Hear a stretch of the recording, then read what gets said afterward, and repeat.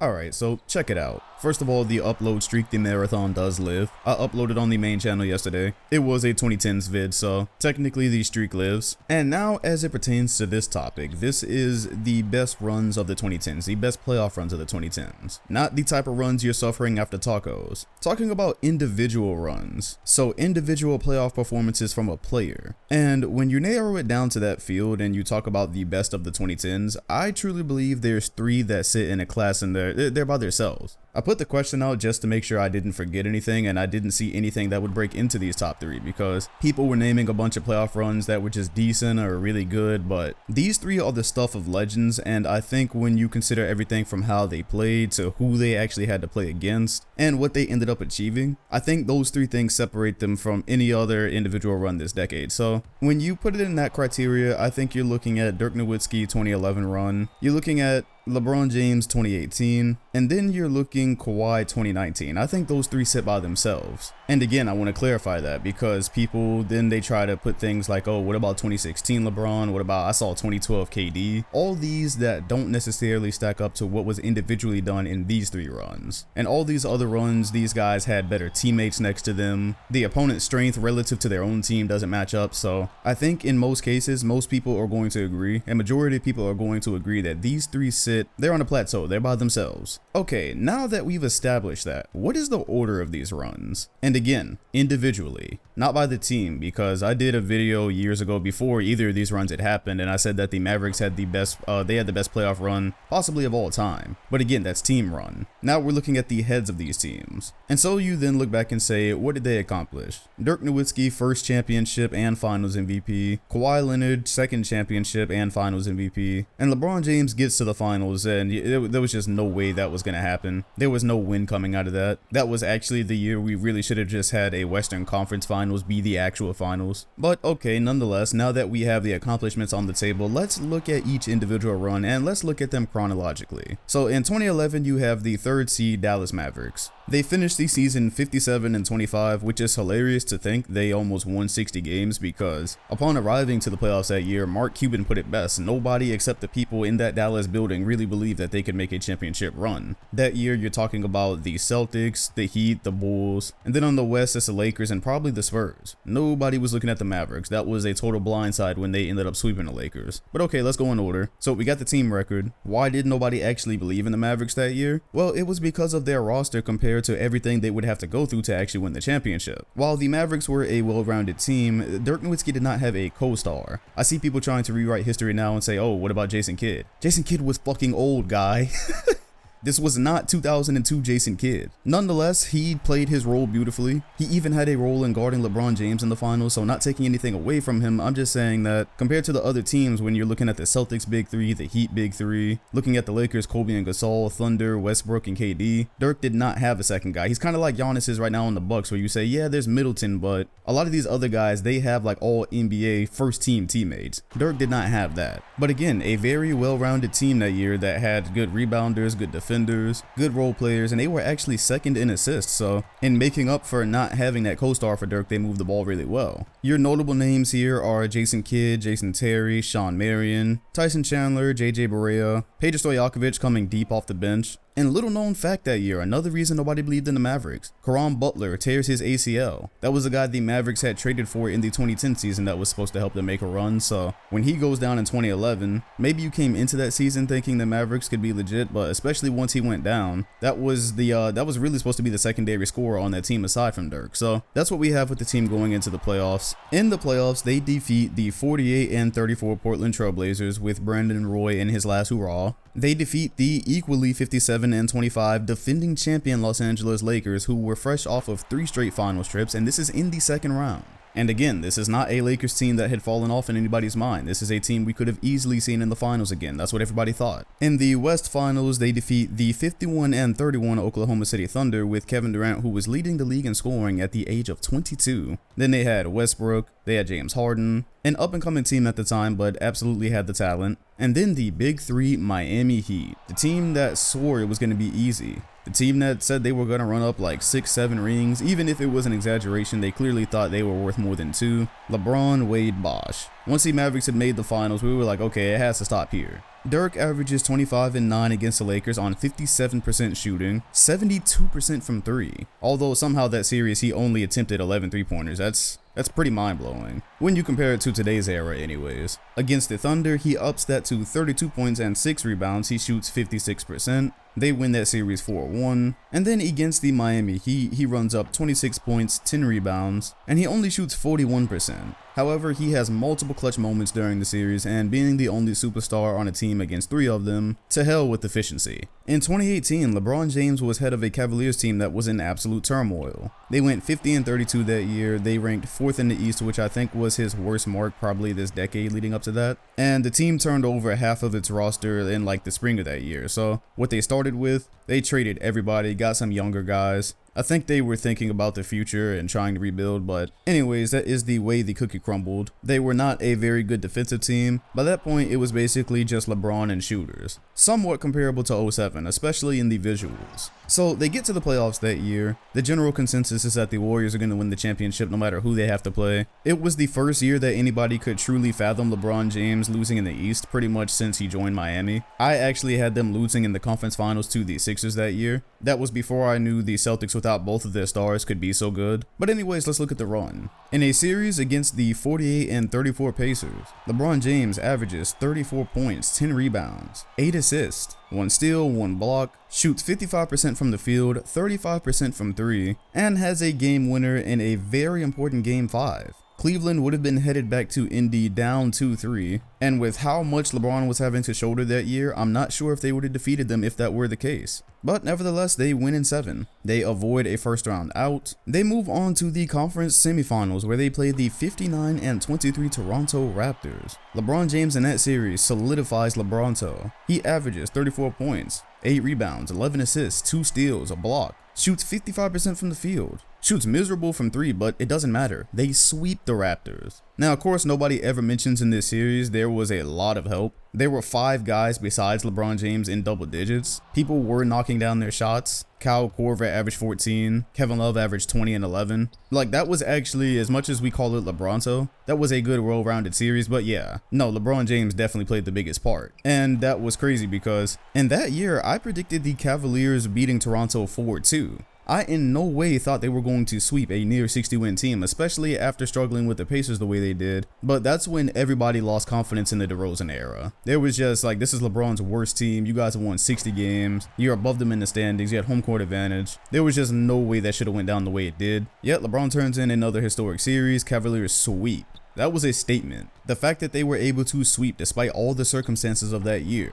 And then the LeBron tour continues to Boston, where Marcus Morris said something along the lines of people didn't know how to play defense and that's why they were getting handled by LeBron, something like that. And so LeBron proceeds to average 34 points, 9 rebounds, 8 assists, a steal, a block, shoots 52% from the field and 40% from 3. The next highest scorer in that series was Kevin Love. He scored 12.5 points a game, grabbed 10 rebounds as well, but yes, LeBron James, nuclear warhead that series. Cleveland by the skin of their teeth edges it out in 7. It's very fair to believe that if the Celtics were healthy that year, they definitely win the series because you wouldn't have had that problem with all those mouths to feed once once Tatum and Brown figured out what it was like to be without stars. Really seems like they were primed for a finals run that specific year. However, missing both Kyrie and Hayward, and it's just not enough to get past LeBron James. Again, incredible. Because even with Philadelphia being healthy that year, they still got handled pretty well by Boston. And so LeBron walking in with one of his weakest rosters and is able to get back to his 8th straight finals, can't say much about that. He then runs up against Golden State where we knew it was the end, but he gave a valiant effort in Game 1. He had like 50 plus points. It was one of those legendary performances like Iverson in Game 1 against the Lakers. He ends that series averaging a total of 34, 9 rebounds, 10 assists, a steal, a block, shoots 52% and 33% from 3. So statistically amazing series, but the teams were just like they were on complete opposite ends of the spectrum. There's no way Cleveland ever stood a chance. Even if they had have won Game 1, like how much were you really depending on Golden State just to stay cold for the rest of the series so that it could be entertaining or that they would actually lose? Yeah, there was like little to no chance. By the way, important tidbit, will be important by the end. LeBron James led all scorers that year in the playoffs. He scored 748 points. He also led them in assists, 198. His 748 points is second only to Michael Jordan in a single playoff total. He's only 11 points behind Jordan actually, so just putting that into perspective. And then in the very next year, Kawhi Leonard follows all of this up with some magic of his own. So he's traded to the Toronto Raptors over the summer. LeBron James has left the East, so the East is wide open. Even if he had have stayed with that Cavaliers team, I think all the other teams that invaded the East that year were much better. Giannis's Bucks, Kawhi's Raptors, the Sixers were better. Like, I don't think those Cavaliers stood a chance in that East regardless, but yeah, he didn't form a super team in the East that year either, so it was very wide open. And the Raptors were pretty much the shit the whole year. The only conversation was who was better. By the end, the only conversation was who was better was the Bucks or the Raptors. Toronto has great defense. They finished 58-24, so nearly a 60-win team. Very well rounded. They have the role players, they have the shooters. You have Pascal Siakam showing signs and flashes that he will be great one day. And again, at least for this year, the East is a very tough conference to get out of. So they dust off the Magic. If you haven't noticed, I haven't really been mentioning the preliminary teams that weren't worth anything. If the opponent's strength just didn't mean anything to the teams that we're talking about. So they dust off the Magic, and right there in the second round, they face Philadelphia. Jimmy Butler, Ben Simmons, Joel Embiid, Tobias Harris. Now, of course, that actual core did not play together the whole season. They traded for both of them throughout the season, as a matter of fact. So their 51-31 record is not reflective at all of the type of team this was. This was a team that could have easily been in the NBA Finals, and they had to face them in the second round.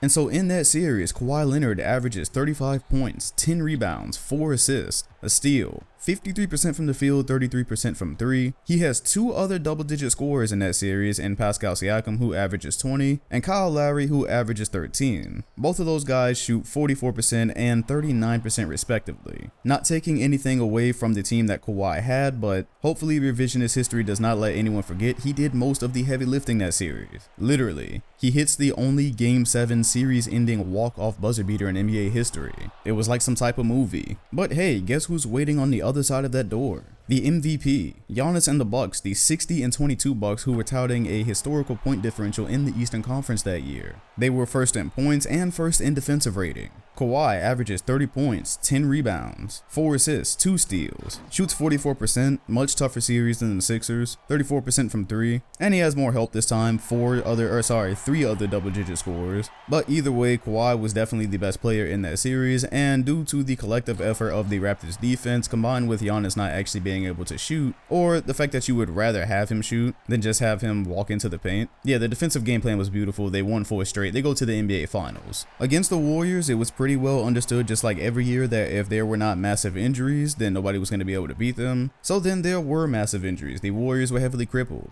Kawhi averages 29 points, 10 rebounds, 4 assists, 2 steals, a block, shoots 43% this time and 35% from 3. So his efficiency definitely went down as the series drug on. The teams got tougher. He was actually limping in some of these series. I was wondering if he was actually going to be able to make a long run like this, but he did, and it resulted in a championship. It resulted in a Finals MVP. Clearly, it wouldn't have happened if the Warriors were healthy, but they weren't, and the Raptors did what they were supposed to do. And it was also a total team effort that series. There were 5 other double-digit scorers. Fred VanVleet actually got a Finals MVP vote. Father Fred in that series was amazing. Yeah, it took absolutely everything they had plus injuries to put Golden State down. So when the run is over, Kawhi Leonard has led the NBA playoffs in points. He scored 732, and that ranks right behind LeBron James in single playoff total runs for points, and Kawhi is 3rd all time. So this is the data we're left with. What is the order of these runs? Because they were all amazing in their own right, many different variables. How do they rank? Well, the ranking is probably totally subjective because different people value different things. If you mostly value just hardcore stats and just taking over games and points and all that good stuff, then LeBron 2018 probably ranks best. Statistically, from like an overall perspective, it was probably the most impressive. If you're valuing the situation most, then Dirk is probably first because, again, that was not a team anybody expected to be in the finals, much less beat the Big 3 Miami Heat, and they did both in pretty impressive fashion. When you talk about defeating Kevin Durant, Russell Westbrook, Kobe Bryant, Pau Gasol, LeBron James, Dwayne Wade, and Chris Bosh, and you're the only superstar on your team, and none of those series even go to 7 games. The one against the defending champs is a sweep. The Thunder is 4-1 and then the Heat are 4-2, and they don't have home court advantage in 2 of those series. That's pretty damn impressive. However, if you combine the importance of opponent strength, crazy stats, situation, maybe you put Kawhi's first, because he played 2 championship level teams before the finals, clearly was the most important in the Sixers series, where sometimes it seemed like if Kawhi wasn't going, then the team wasn't going at all, and it was a historic playoff run just like LeBron James. He had the stats to go with it. He's right behind LeBron in points for 2018.